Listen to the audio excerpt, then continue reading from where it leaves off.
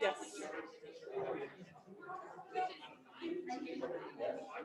Wait, it's streaming it, and then we'll be ready.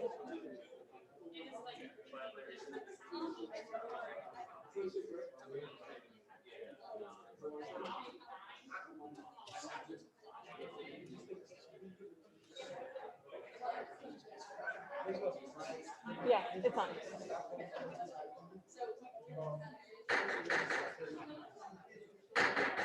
Okay, friends, come to order. We'll be starting tonight a bit late, I apologize, but we'll also be starting without Karen physically present.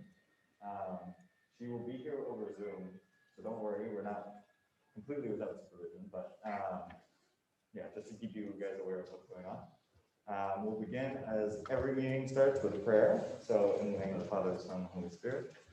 This Saturday is May Day, also known as International Workers' Day. So our prayer today will center on the experience of laborers, especially migrant workers.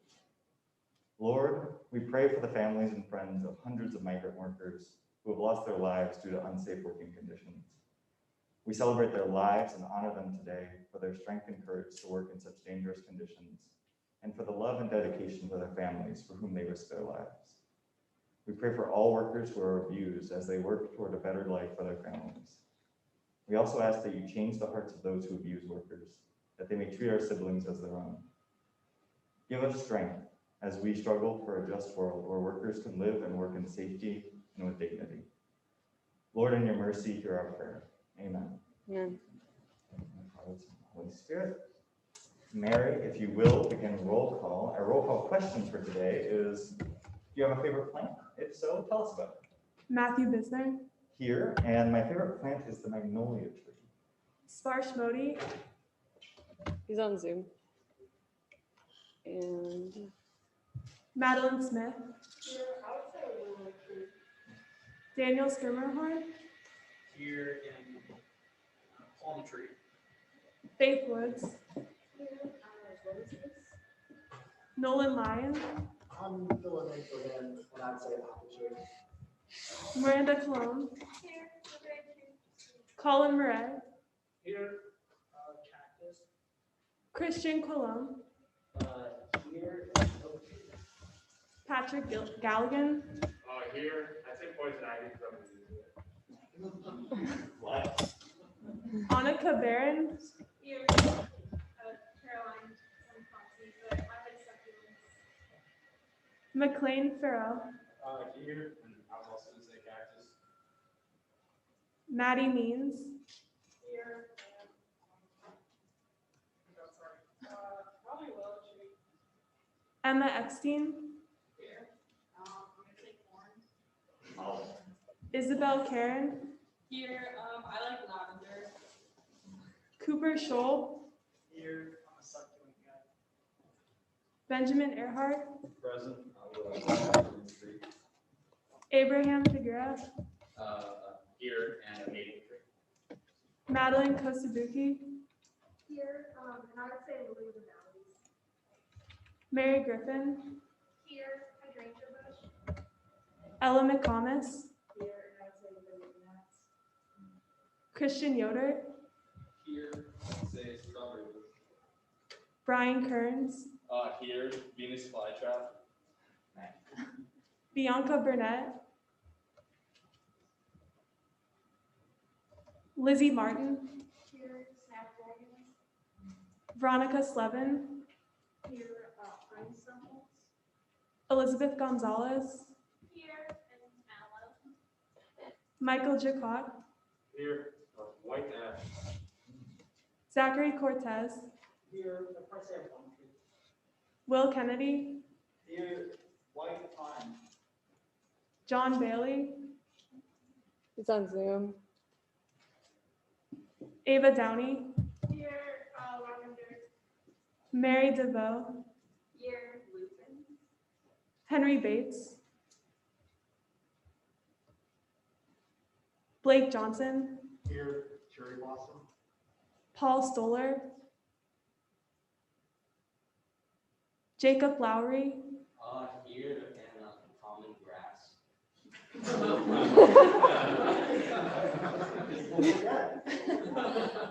Timothy Gallagher, Here, like a little bonsai tree. Maddie Tupy, Here, grapefruit tree. Connor Delaney, Here, hazel. Alan Vidroma, Here, and blue bonnet. Madison Neiman, Jack Rotolo, Alex Bazin, Here when the ivy plant destroying my room. Minu Selvin, Here and cacti. Kate McLaughlin, Just on Zoom and pink roses. Caroline Cameron, Mabry Webb, Here, David Hongs, Here, potato. Daniel Lau, Here, pine tree. Karen Oh, Kennedy, Karen is on Zoom and her favorite is the peony, which happens to be the state flower of Indiana. Solid choices all around. Great, moving on to the approval of minutes. Are there any changes to the minutes from last week? Anyone would like? Mary can give us a brief reminder of what we talked about, but are there any changes? Hearing none, the minutes are approved. So moving into executive announcements, I'm going to start with some housekeeping. So sorry, Alan, but first of all, I wanted to give a special thank you to Connor Delaney and Blake Johnson, who are joining us as the off-campus officers for the last time tonight. Starting May 1st, Thomas Davison, Senator Burnett will take over for you. So I just want to give a quick thank you to you for all your services.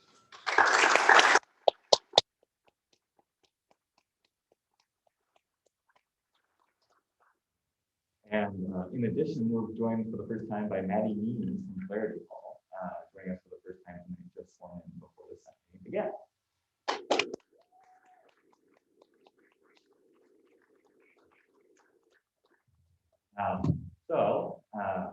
Also housekeeping, last week and the week before, I think we've had people running mics around the chamber.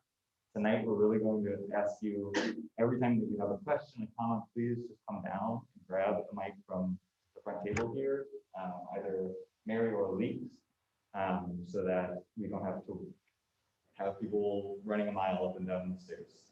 So please just be mindful of that. And all that said, Alan, please join us in your State of the Student Union.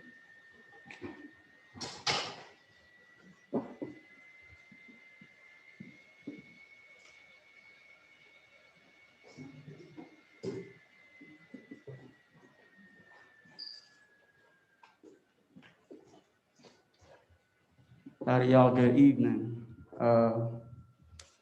As spring blooms and the vaccine rollout continues successfully, we are more grateful than ever to begin our term in office as Notre Dame and the rest of the world begins to return to normal. The sense of hope is certainly in the air, and it's undeniable. And eagerly looking ahead to the future. However, we know it is equally important to reflect. My brothers, I apologize. I got you. And equally looking ahead to the future, however, we know it is equally important to reflect upon the unique challenges the past year has posed, and the extraordinary leadership that we're building from. Nationally, we have witnessed strong reactions to racial injustice alongside the divisive election. Here at Notre Dame, we lost 3 beloved members of our community. In the midst of this and the pandemic, we also face an intense mental health crisis. We owe a great deal of gratitude to Rachel, Sarah, and Aaron for their adaptability and leadership during these uncertain times.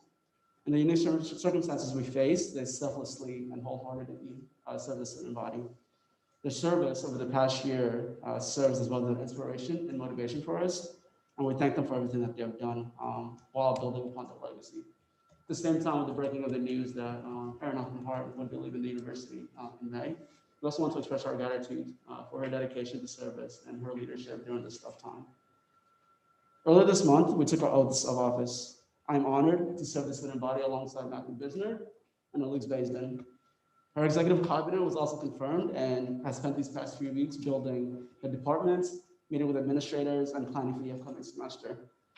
As this semester winds down, I am pleased to announce that tomorrow we will be holding the first of many Student Voice Summits, thanks to the work of Megan Rogers, Claire Crafts, Cassidy Farrell, Nikhil Namburi, and others. Tomorrow's summit will bring together students and faculty to facilitate a productive discussion on how we can capitalize on positive innovations resulting from pandemic schooling. Beyond tomorrow is that our hope is that we can use the summit model to foster further discussions with administrators and students on university policy and the upcoming school year. Additionally, I am pleased to announce that next semester, thanks to the work of Hallie Butterfield, the Director of Gender Relations, Callisto will be coming to the tri-campus community. Callisto is a serial sexual assault prevention and protection tool supported by a community of survivors that empowers individual agency, prioritizes privacy, and facilitates collective action. Hallie is here with us today and will be presenting on her ongoing work to implement Callisto. Hallie, thank you so much for your work, your efforts, and the passion you have brought to your role as the Director of Gender Relations. Our campaign was focused on getting students the support they deserve and they need, ensuring holistic health and well-being, standing in solidarity with marginalized and bridging the gaps in our community. Looking ahead, we aim to fight for just that, fighting for an equitable academic environment, mental and sexual health resources, great accessibility, sensitivity for difficult financial circumstances, transparency from administrators, and many more. With President Jenkins' announcement of this year's central theme, Care for Our Common Home, a just transition to a sustainable future, we're especially focused on our platform goals to partner with local environmental groups to share educational materials, encourage the divestment of university assets from the fossil fuel industry, and aid independent student initiatives and startups geared towards making the Notre Dame campus a greener community. We know that the vision we have for a stronger, more inclusive, and equitable Notre Dame community is reliant upon the students' body and the support that y'all give us, and we intend to bring you along for every step of the journey. We're honored to be in these roles, and we are ready to be in service. Thank you.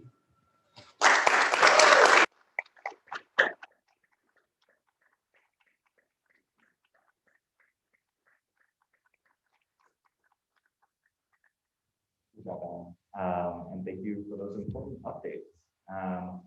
You've stolen my thunder on our next announcement. Many, if not all of you, I believe, have been invited to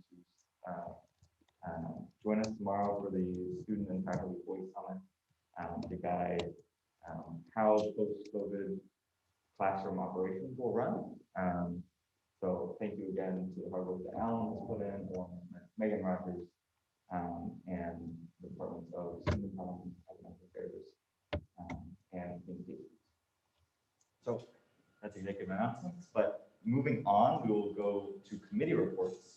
And like I mentioned in email, these will be committee reports by members of the Senate or members of the Executive Cabinet, with some light questioning afterwards and light discussion. This is not the sort of discussion that we had last time that lasted for 30 minutes. These are more like questions, clarifying questions, and probing questions to more holistically communicate the progress that we made on the various initiatives. So for our first committee report, we have the Department of Student Life, represented here tonight by, I think, McLean Farrell.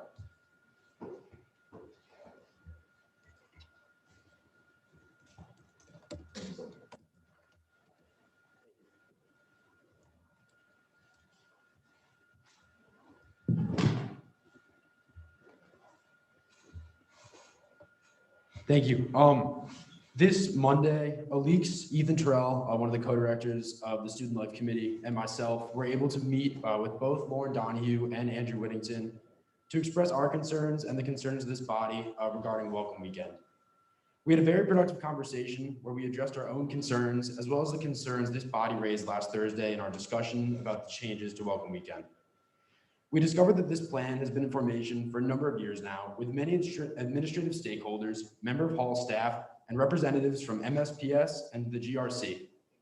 And we also discovered that the administration sincerely meant to address the reforms, seriously meant to address reforms necessary to make Welcome Weekend a more intricate and continuative experience. It was meant to confront hazing issues and also to make the experience more wholesome and inclusive for underrepresented students. The reason for reducing the number of ambassadors is to, quote, get the best of the best to welcome new students safely and intentionally to our campus. It was also to allow for more effective training and higher expectations for members of the St. Andre Committee. Lauren and Andrew understood our concerns about Move-In Day specifically and said that in tandem with the increased role of the St. Andre Committee, they would be expecting hall staff and even hall government representatives like ourselves to be more hands-on as leaders in our communities and in an effort to help the first years physically move in. We encouraged them to speak with the people in charge of the Team ND retreat to make sure that these events did not conflict. In terms of de facto moving committees, they did not seem to have an issue with this and highlighted the discretion that rectors possess in determining who is allotted an early moving slot. They were particularly concerned about our observation that the reduced number of these committees would lead to a decrease in representation of students of color on campus during welcome weekend. If any of you would like to be part of this conversation, please contact myself or Leaks or see us after this meeting, and we'd be happy to invite you to future meetings to share your ideas. Aleeks, Ethan, Claire Murphy, the other student life co-director, and myself will continue talks with Lauren and Andrew to make sure that our concerns are heard and that they are accounted for in the future. We look forward to working with them in the future to ensure that Welcome Weekend works as efficiently as possible while still remaining a welcoming experience for all members of our campus community. We also invited them to speak at the Senate next week if that is something you're all interested in. Most of the changes and adjustments we discussed will not affect this coming fall, but we can shape the more final form of what the St. Andre Committee will look like going forward. Thank you all for your support. Great, thank you so much, McLean. I'll invite you to stay up here in case any senators have questions for Abraham. Are you seeking a question? Great, come down, grab a mic, or hand in your mic, either. Just want to make sure you're going to answer for hearing us. What's that?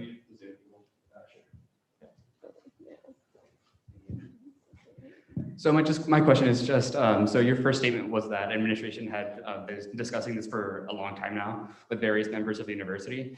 Was the student body ever informed about this in the early process, or did we just, I mean, from my understanding, we just kind of like passed this policy and the student body was just at the very end of the line of people knowing? How can we address an administration to like actually include the student body in their input before they actually pass policies instead of like trying to get our input after the fact? Yeah, I mean, I completely agree.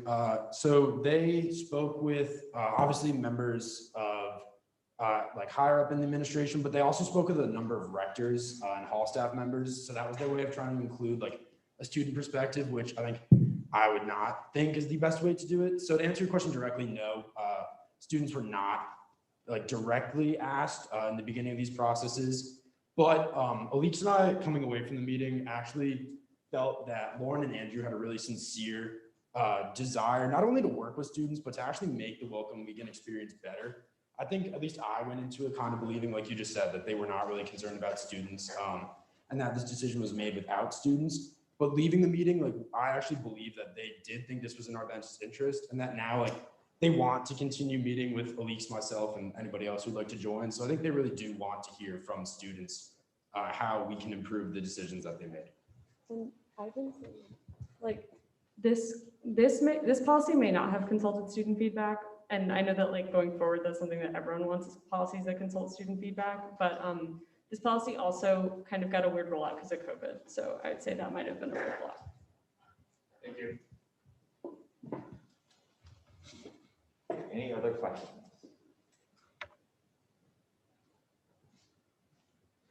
Hearing none, thank you so much for playing.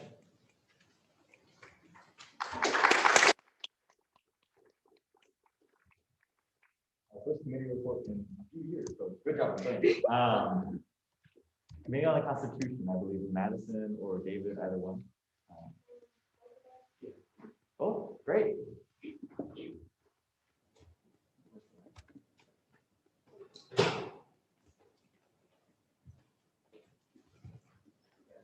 Yeah, so Committee on the Constitution, I'm not sure if you guys remember, I think it was the first Senate meeting. We had 2 orders of business under new business that got referred to ComCon. And we were able to meet yesterday to discuss those. So just wanted to give you a quick update about that. Basically, ComCon approved the Senate bylaws with a few very small amendments, or recommended, approved a recommendation of the bylaws. Sorry. And then we also looked at, kind of in conjunction with the bylaws, amending Article 3, which is the Senate article, and we are referring in order back to Senate, kind of doing that order. And now I think David can probably talk about election reform. Yeah, Oh, sorry, petitions, yes, thank you. The petitions article, article, was also talked about in ComCon, and the order to amend it from within 1 week to 2 weeks was passed by ComCon. So basically, ComCon is recommending that that order see the Senate and pass. yeah. Now in new business for this week, you'll see 4 orders about elections. It's a little package there. It was originally 1 that got split up. Don't worry, we won't do those all next week. Those I expect will be referred to the Committee on the Constitution for consideration. It might come back to you in the fall. But before the committee discusses those, I would really appreciate if you could take a look at them and send suggestions to the committee, because you know how it works, as you're familiar with, the committee will potentially pass amendments, send them to you. So it's better if the committee can hear and consider any concerns and objections that you have beforehand, so that it can make a version of the amendment that you're all happy with. So I would invite you to take a look at those and send any feedback that you have to Judicial Council, jcouncil@nd.edu, to Madison, to myself. If you're on ComCon, then you can refer it that way. Either way, we're certainly seeking feedback on those, because there's some pretty big changes that will facilitate future constitutional reform over the course of the term. So we'd appreciate you taking a look at those. Yeah, sure. So you can take a look at those. So the first one is the creation of an electoral code. This is, if you're familiar with a more traditional form of government, you might have a constitution that tells you various offices involved in the government, what their powers are, what the rights of people are, and then you'll have a separate body of code of statutes that propose regulations of what you can and can't do, like a criminal code, for example. The election system makes regulations more like the latter, more fit for a statutory code, but it's buried under the constitutional procedure, so it makes it difficult for candidates to find, and it doesn't really mesh well with the rest of the Constitution. First order is moving it into its own body of code that can be amended by the Senate. The following orders are to change the endorsement system to make it more permissive, to allow candidates to compete for endorsements of elected officials. And then the following ones are to change the allegation and results system to prevent the outcome which we always seem to have, where a last-second allegation delays results. And then the final one is to reduce the election committee's jurisdiction, because the election committee should be mainly taking a look at violations of campaign rules. But as it currently stands, the election committee is also able to interpret DULOC and publicly sanction people for violations of DULOC because they happen to be a candidate. And so it's sort of reforming that system. So that's a little synopsis, but take a look and let us know what you think to help the committee out there. Great. Thank you, David and Madison. Are there any questions about the Senate bylaws, which were referred back, the petitions order, which was referred back, or the set of 4 orders which David has presented? Christian? Yeah, please come back. Who's your question for, Christian?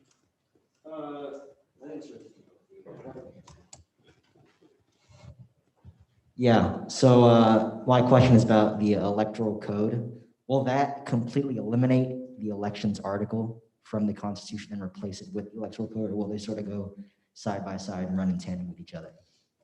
It'll completely replace it from the Constitution. The only mention in the Constitution will be the Senate's power to maintain and amend that code. Okay, thank you. Anyone else? It's a pretty big thing.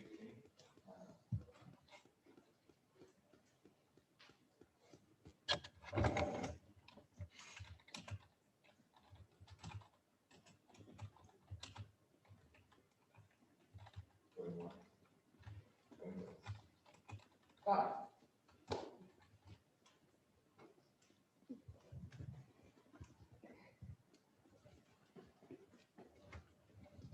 Thank you so much. I'll try and put this in the form of a question, but I'll be honest, a part of this is because this is my last meeting. I'm not going to be here next week. I kind of want to get my opinion out there to some extent. I really, really appreciate the work that you guys have done. I think like there was a whole theme last year of trying to bring the Constitution and make it more succinct, make it more like readable and understandable. I think the electoral code is a great way to do that. I worry about this new allowance of elected people to endorse new candidates. That's the major change in the code. To me, that makes it seem like student government becomes very much like an insider's game. I think often people will endorse like their friends and not necessarily the person that's best suited to the position. So I don't know, I guess my question would be like, how did you guys think about that? How do you balance that kind of? Sure, yeah, that's a great question. So essentially the reason is, as it stands now, there is no way to enforce office holders from endorsing, because the election committee only has jurisdiction over people who are currently running in a race. Otherwise, it goes to the Student Union Ethics Commission. And so say a sitting senator endorses somebody in the off-campus council race, like I told you all not to. So the off-campus council candidate, there's no way for the election committee to actually go out and sanction that under election committee precedent. Instead, it would be a matter of whether that senator is referred to like some ethics commission, but of course, if it's like 1 week left in your term, it doesn't really matter, right? So we find that given the timing of the elections, there's no way to enforce it anyway. So we might as well make the endorsements part a smaller but more enforceable part. So that's covering people involved with either money or influence in the elections. So treasurer, J council, et cetera, rather than the elected positions who we don't really have a way to constrain anyway. And instead it ends up in the sea of meritless allegations, as we detailed in a little more detail in the order there. Awesome, thank you. That's all right. Great. Thank you so much for that great question. Any other questions?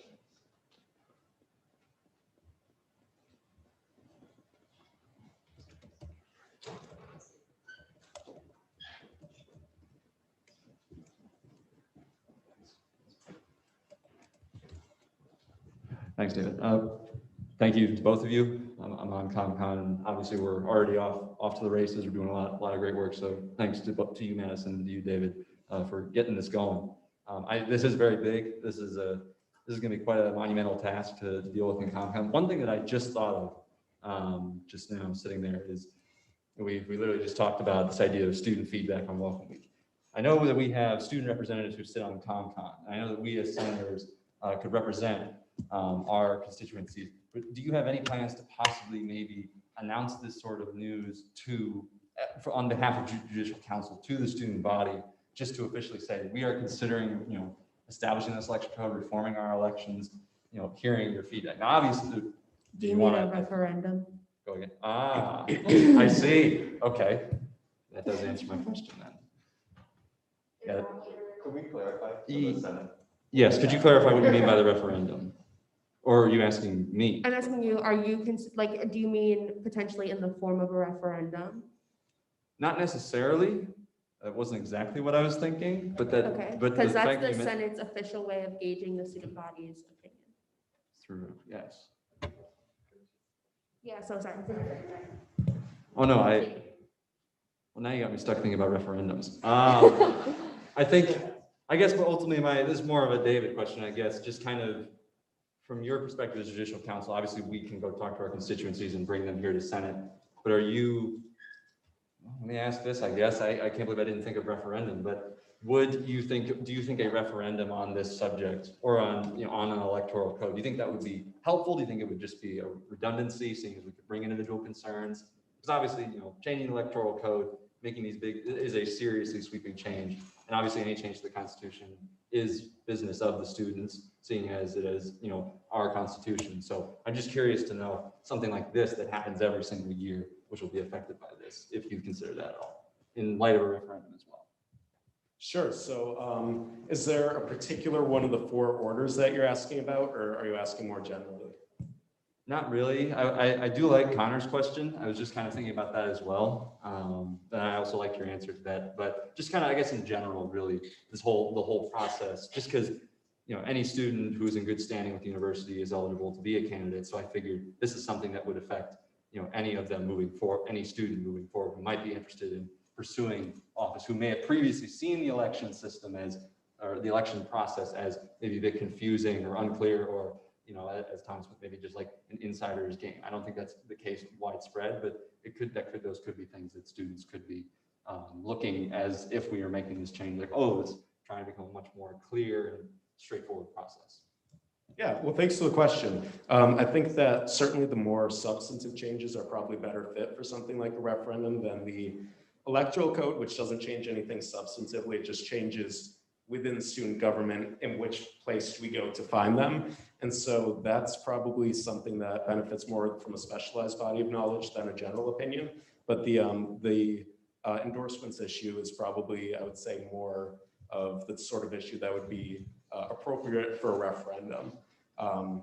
And, you know, ultimately that's a choice for the Senate. Is if you're unsure whether that's, you know, popular enough with your constituents, then that's certainly an option that that you can employ.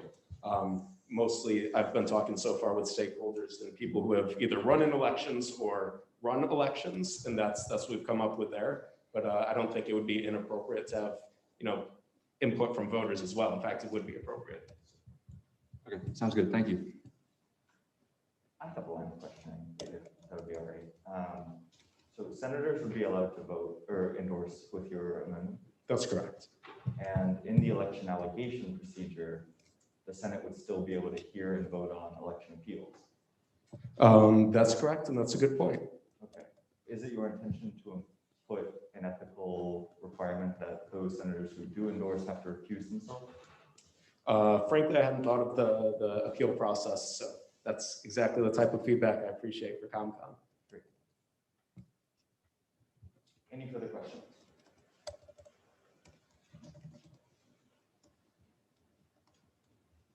I'm hesitant to end the last time, you know, Connor jumped in. So, any further questions? Going. So, thank you so much, Madison and David. And moving right along, sorry, I've scrolled down. Our last committee report is from the Department of Gender Relations. I believe we have Callie here to give us a quick report on her work. Thank you so much for joining us tonight.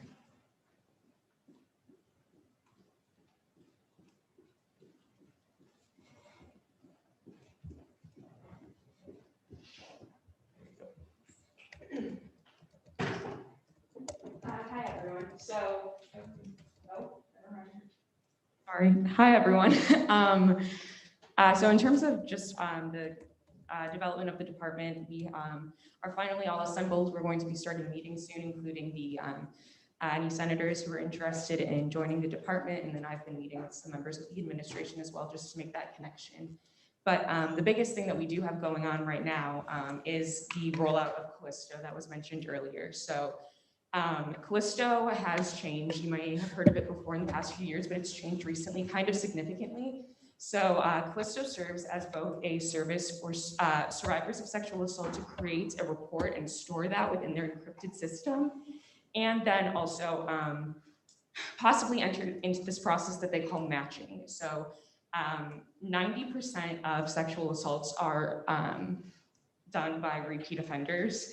And serial perpetrators commit, on average, 6 assaults throughout their college career.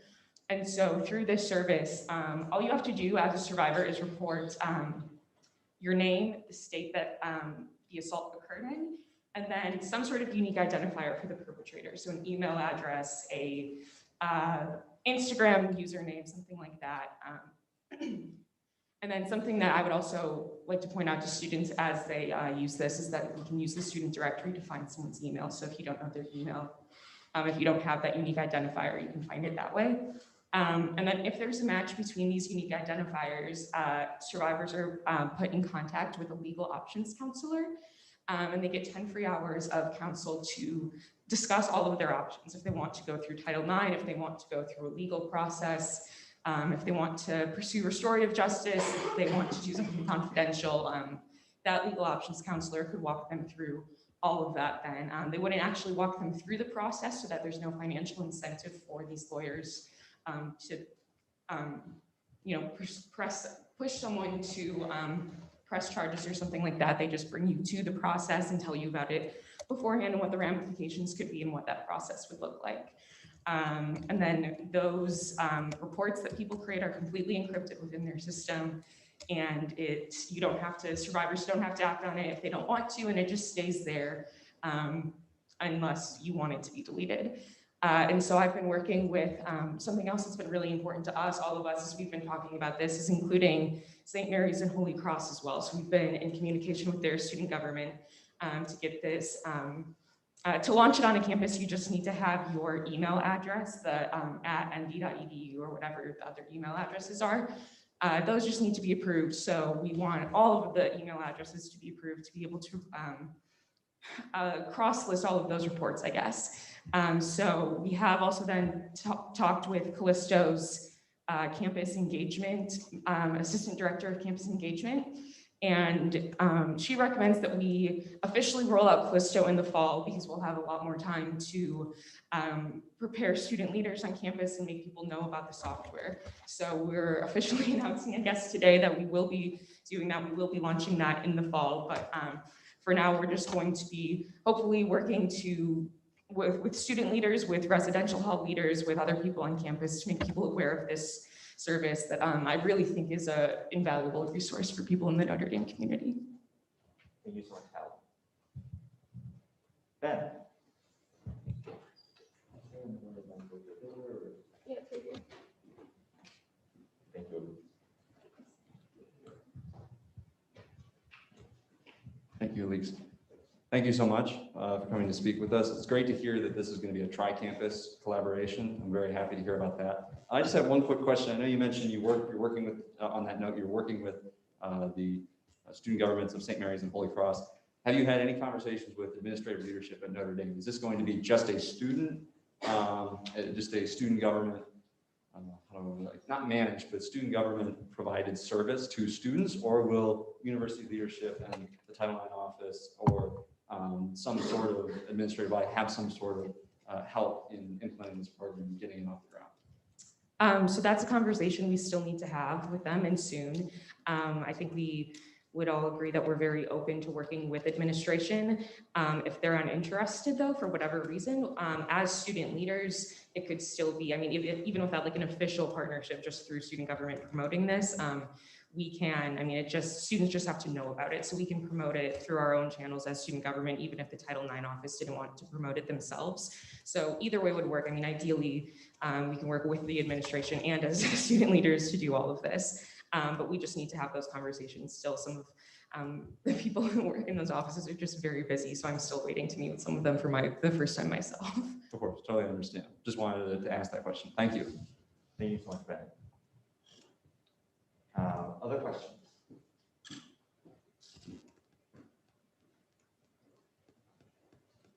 What's going on? Great. Thank you so much, Callie. Moving right along, we are now in general orders. We have one order, SO 2021-2022-01. That's a mouthful. In order to approve the 2021-2022 Student Senate bylaws. Seeing as I'm the only author, I suppose I'll read it. Whereas the Student Senate must approve bylaws to establish its operational procedures by May 1st and present them to the Student Union Ethics Commission for approval, according to Article 1 of the Constitution. And whereas the Committee of the Constitution is thoroughly reviewing and has provided its recommendation for the proposed bylaws for amendments and points of improvement, therefore be it ordered by the Student Senate of the University of Notre Dame that the bylaws of the Student Senate, accessible through that link, are hereby approved for the 2021-2022 term. Do I hear a motion to amend the bylaws in line with the recommendations from Committee on the Constitution.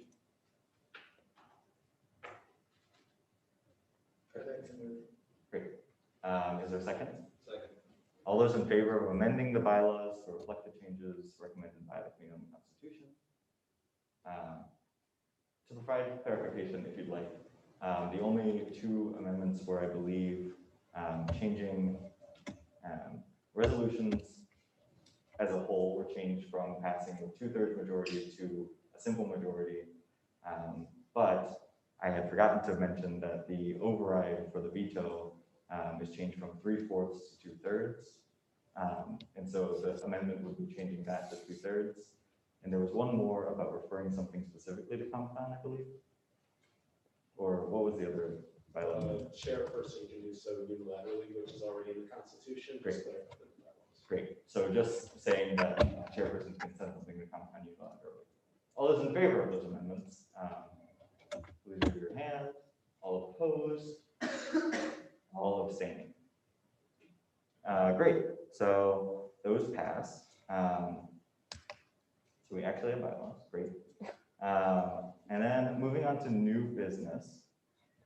There is an order 2021-2203 in order to suspend the deadline to approve the student union organization budget. If that is not brought forward at this meeting, we will pass the deadline and be in violation of the Constitution. So I would, is there a motion? Yes, there is a motion. Great. Motion to move item B under new business to general orders. Great. For consideration. For context, this has to be unanimous vote. Yes. Please vote unanimously. But is there a second? Second. All those in favor of moving item B to general orders? All opposed? Is there anyone raising their hand? Are you raising your hand opposed in the back? Anyone opposed? Speak now for a vote of peace. Please don't oppose. All those abstaining. Great. So it is so moved to general orders. Let me do that real quick. Actually, it's there. So we will now hear SO 2021-2203. Minu, would you come down and read the order?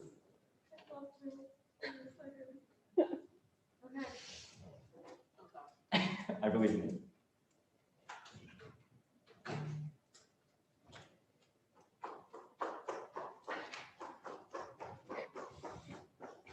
Here you go. Thank you. Right. Are we the whole thing, right? Okay. Unless there was some motion to discuss. Saying it's a suspend vote, please. Yes, I will. Okay. Whereas Article 3, Section 4(o) of the Constitution of the Undergraduate Student Body of the University of Notre Dame du Lac prescribes that the student union budget shall be approved by May 1st of each year. Whereas Article 10, Section 3(c) of the Constitution of the Undergraduate Student Body of the University of Notre Dame du Lac prescribes that the Financial Management Board shall conduct an annual hearing to ensure the fair allocation of undergraduate student funds. This hearing shall be completed and allocation submitted to the Student Senate Committee on the budget for approval in April of each year. Whereas the student union treasurer commenced a one-year term beginning on March 17th, 2021, instead of March 1st, 2021, as prescribed in the Constitution of the Undergraduate Student Body of the University of Notre Dame du Lac, due to transition delays related to the outbreak of COVID-19 in 2020 that resulted in the hiatus of all student activities and organizations, such as the Financial Management Board, required an extended time to transition to an online platform to conduct meetings. Whereas other organizations in the student union also experienced varied delays in transition periods induced by the outbreak of COVID-19 in 2020. It's a lot. Whereas some incoming board members were identified recently and need ample time to prepare budgets that accurately portray anticipated streams of revenue, if any, and expenditures for the upcoming academic year. And whereas spring allocation will not transpire until after May 1st, the deadline for the Committee on the Budget to convene it'll transpire on Tuesday, May 4th, 2021 at 6 p.m. Therefore, be it ordered by the Student Senate of the University of Notre Dame du Lac that on the recommendation of the Financial Management Board, the aforementioned deadline to approve the student union budget be suspended and be postponed to the last day of classes on May 11th, 2021. Thank you so much. Minu, please stay. Are there any questions on this order? And yes, I realized I forgot to do questioning and debate on the last order. We will go back.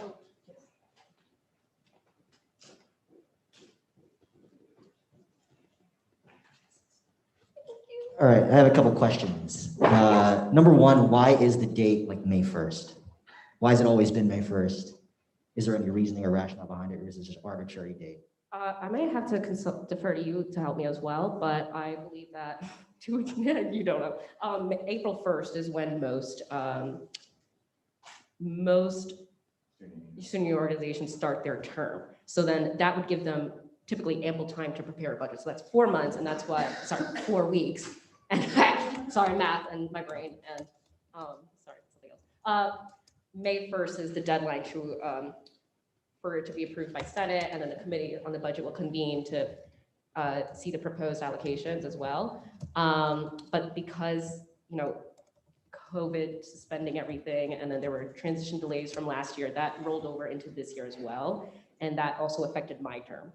And then for us to decide on when to have allocation, to have that conversation, we decided it'd be best for it to happen in May, to give all the new officers ample time to prepare budgets, because I feel like it would be kind of obscene or for them to give them 2 weeks, 1 to 2 weeks to prepare a budget.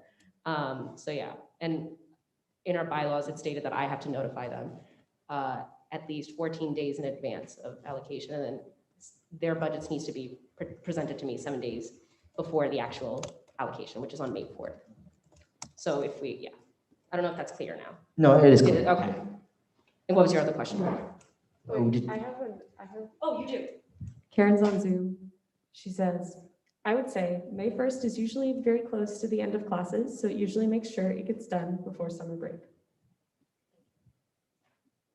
Okay, and then second question is, will that allocation hearing be a public meeting, or will it be something that happens behind So closed I have doors? to present the numbers to Senate, and then I also have to present it before a committee on the budget, which is, oh, it is, okay, so yeah. So that's gonna be the class council presidents, Alan, Matthew, along with the HPC president, CCC president, Judicial Council, the parliamentarian. Am I missing anybody? I think we're good, yeah. So they're representatives of the Senate, and then they will, yes. Yeah, okay, just a quick follow-up. Once those numbers are decided on, will those be published anywhere so that people? Are you asking online?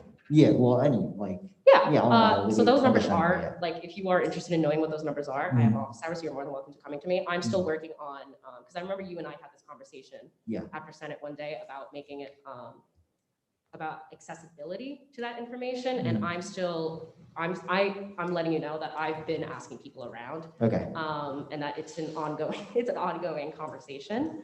And I'm also looking at how other colleges do that as well. If okay, that gives you, and we can, if you're interested, please do, like, I encourage you to email me and we can work on it together. yeah, definitely. Yeah. Thanks a lot. Oh, of course, thank you. Other questions on the suspension of this deadline? And the order?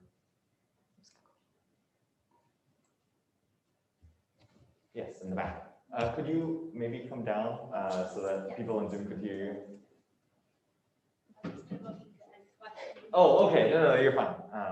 Is there a second to? Second. Okay. All those in favor of ending questioning and moving to debate? All opposed? And all abstaining? Okay. Yeah. We are now in debate procedure. Are there any points of debate? great.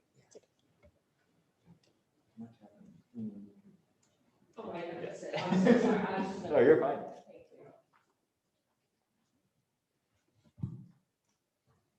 Any points of debate? Yes. Motion to end debate, move to a vote. Second. All those in favor of ending debate, move to a vote. All opposed and abstaining? Great. We are now in voting procedure. All those in favor of the passage of this order, please raise your hand. All opposed and all abstaining? Great. The ayes have it. So thank you, Minu, for all your work.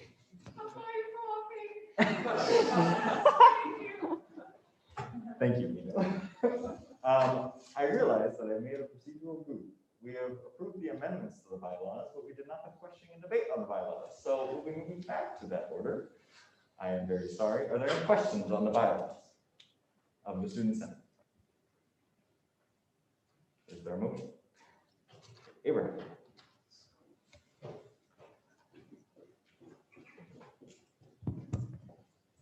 Yeah, so I wasn't part of the student senate, obviously, in the last term, but were there problems in the last term in regards to the two-thirds majority needed to pass resolutions, or the 3/4 necessary to override a veto? I don't know that there were any specific ones. It was more a sense that the necessity for a supermajority on things that are just statements fostered a hive mind or a groupthink in the Senate and really cut down on the amount of debate that we had on important resolutions and cut down on the amount of important resolutions that were written. Okay, so that doesn't apply to orders, it's just resolutions? Just resolutions, Okay. no, not orders. Okay, that was just my quick clarification, thank you. Sorry. Any other questions on the bylaws? Abraham. Another question. So does the so does the 3/4 override apply to both resolutions and orders, or is it just for resolutions? So the 3/4 veto override for resolutions was changed from 3/4 to 2/3, but the override for orders is still 3/4 as written in, I believe, the bylaws. But if it's not there, it's in the Constitution right now. Okay, thank you. David, could you double check the 3/4 override for orders, whether it's in the bylaws? Thank you. Are there any questions? Thank you, Abraham, for those good questions. Is there a motion? Yes. Motion on questioning move to debate. Is there a second? Second. All those in favor of ending questioning and moving to debate? All opposed? All abstaining? Great, we're now in debate. Is there any point of debate? Christian? Point of procedure. Great. Is it necessary to have a debate on the resolution already passed? So we passed the amendments to the order through the bylaws, but we didn't actually hold a vote on passing the order. Okay. I went from like the vote to pass the amendment to it's done. That was just me. So are there any points of debate? Madison? I bet it's the reports then. Just to address the orders, if it's in the bylaws, there's no threshold to override a veto of the orders because there's no veto of orders. Alan doesn't have to sign them unless there are amendments. So the override for amendments is 5(6) and that's the Constitution. Yes, and that's in Article 1 specifically. Great. Thank you so much for that clarification. David?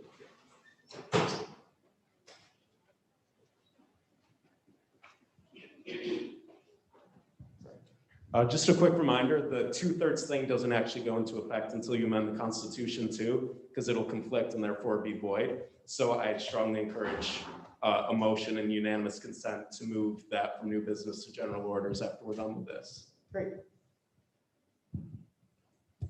Any other points of debate? Abraham? Yeah, that was just clarification, but just one specific. It's 08, I believe, yeah. This is a fun Senate meeting, there's a lot going on. Any other points of debate on the bylaws? Do I hear a motion? Motion and debate to move to a vote. Second? Okay. All those in favor of moving to a vote? All those opposed and abstaining? Great. We are now in voting procedure on the amendment to the bylaws, or the approval of the bylaws. All those in favor of approving the bylaws as a whole, now that they've been amended and debated on, raise your hand. I know it's a long meeting, please raise your hand. All those opposed and abstaining? Thank you. Those are now approved. Do I hear a motion to move SO 2021? Yeah. Motion to move item G to new business up to general orders. Is there a second? Second. All those in favor? Is there anyone opposed? This is the big test. Seeing none, are there any abstaining? Great. That has now been moved to general orders. So we are now in just reading SO 212208. So Madison, would you like to read this? Yeah. Great.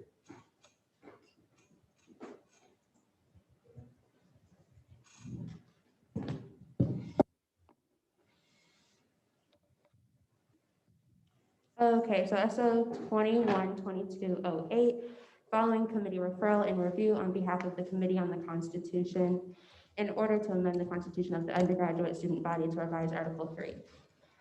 No whereas clauses, so it's just ordered by the Student Senate of the University of Notre Dame, Dulac, that the Constitution of the undergraduate student body pursuant to section 1.5 of the same is hereby amended as follows. Article 3, Section 3A is hereby amended as follows. Resolutions constitute a call for action and must be passed by a majority vote of the Senate. A resolution cannot be adopted until it has been signed by the student body president. Any resolution not signed by the student body president within 1 academic week may be adopted by a 2/3 vote of all voting members of the Senate. And then point 2 is that Article 3, Section 4, having been moved to the bylaws of the Senate, is hereby repealed. And all references thereof and thereafter shall be renumbered accordingly. Thank you so much, Madison. Are there any questions for Madison or or I guess any Committee on the Constitution people for this order? These are simply to reflect the changes that we just made to the bylaws, so.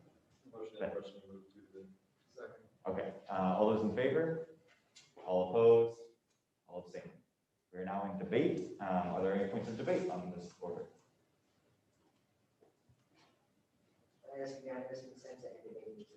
Is there any objection? Hearing none, we are so moved. We're now in voting procedure on SO 212208. All those in favor of its passage, please raise your hand. All opposed and abstaining? Great. Thank you all so much for helping us out with those 2 new business orders, moving them up to general order. So, quick rundown of what is coming up in new business. As Madison mentioned earlier, the petitions amendment was approved and last night by the Committee on the Constitution. It'll be coming up next meeting. The 4 orders which David has authored about the Electoral Code, establishing it and amending it as those 3 orders sort of talk about. I am rightly going to recommend them to the Committee on the Constitution for review and recommendation as you see fit. Come back either, certainly not next week, but later in the fall. So if you have any questions or concerns or want to be part of that process, please talk to Madison and David. Those are all of the orders there, I believe. If I missed any of them, please let me know. But seeing no other new business, we are now in announcements. Are there any announcements? Yes, Elise. So today was Howard Hall's Walk for More Tomorrows, which is a suicide prevention awareness event. I'd really encourage you guys. 1 in 4 18 to 24-year-olds has contemplated suicide in the past year. So just check in on your friends and check in on yourself. And on Saturday, there will be a Chipotle fundraiser for the United Health Services Suicide Prevention Center, St. Joe County. It's not directly affiliated with Howard's event, but it's putting the money where I think it's really needed right now. So just so you guys know. Great. Thank you so much, Elise. Are there any other announcements? Events coming up? Hearing none, do I hear a motion to adjourn? Oh, yes. The Keenan review is this Sunday, and I know it used to be like earlier this week that you have to know a Keenan guy to get in. We will be having a random lottery being sent out to the student body. So please fill out the form, and you'll be entered to get a ticket to Keenan review. So if you don't have any guys in Keenan or you haven't reached out, there's definitely still a chance that you can attend one of the shows on Sunday. Thank you very much for that important announcement. Abraham. Wait, so wait, so is it a lottery system and you can get into it if you know Each Keenan guy has been given 3 tickets to give out to friends or whoever he chooses. Most of those are, as I would like to assume, have been given away by now. But now there will be anyone that doesn't have a ticket, a lottery system, a Google form will be sent out as long as you fill it out. You'll be into the lottery, you'll be registered to get a ticket delivered to you. Any other announcements? Kate's on Zoom. Just a quick announcement, the Fisher Regatta will be taking place now on May 8th. A lot of details to be announced, but boats will be in the water, so please tell your respective norms that those boats will still be racing, and then Thursday, May 6th, there will be a captain's meeting for whoever's in charge of their respective boats. Very happy to see the regatta come back. Elise. Kate's on Zoom, sub concert, Lewis the Child and Quinn 92 in the stadium and virtually tomorrow night at 8. Great. Any other announcements? Do I hear a motion to adjourn? Abraham. Is there a second? All those in favor? All opposed? All abstained? Good night.